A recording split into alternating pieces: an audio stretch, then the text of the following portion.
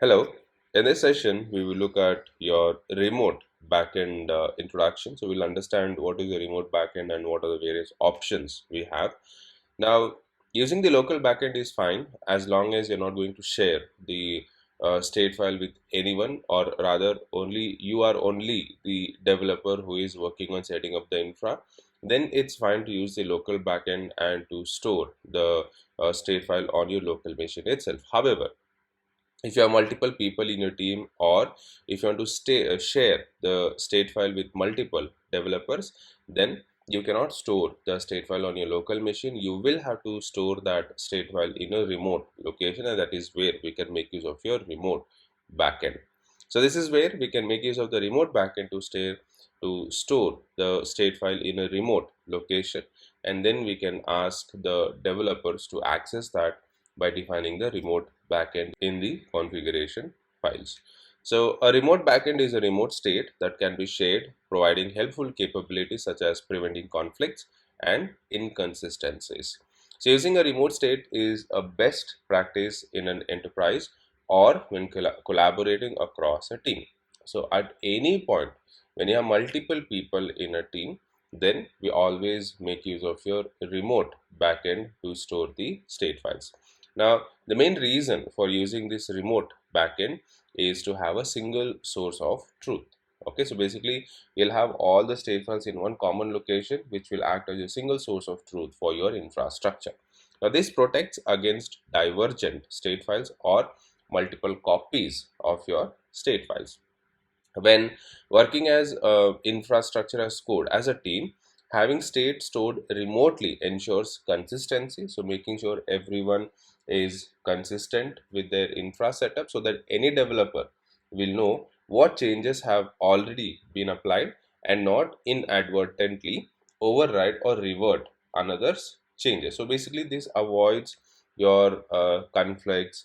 Avoids overriding the changes of other developers, and also this will ensure the developers are up to date with the infra changes, or what new changes has been applied, or what is the state of the infrastructure. All that uh, can be helpful when you're making use of your remote backend to store your state file. Now, Terraform supports a variety of options that can be used as your remote backends, or rather backends. So we have your local, which we already seen in the last session. So under local, the state file will be stored on the local machine itself. Then we have the remote, where your state file will be stored in the Terraform cloud. So if you're working on Terraform cloud, you can make use of the remote backend to store the state file. Then we have the S3 bucket. This is what we will be seeing the example for. So we can use the S3 bucket to store our state file. Then we have Azure RM, where the state file will be stored on the Azure's blob storage. Then we have console, which is the state file will be stored on the HashiCorp provided storage service. Then we have COS, state file will be stored in the Tencent cloud object storage. Then we have GCS, where the state file will be stored in the Google cloud storage. Then we have HTTP, where the state file will be stored using a simple REST client. Then we have Kubernetes, where the state file will be stored in a Kubernetes secrets. Then we have OSS, where the state file will be stored in the Alibaba Cloud OSS.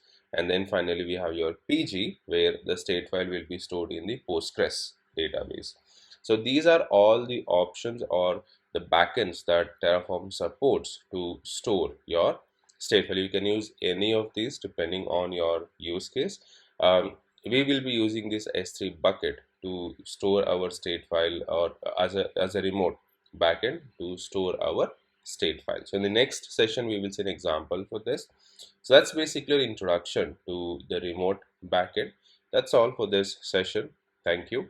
Once again, before you leave, please don't forget to subscribe to the channel. And if you like the video, leave a like and please share the video.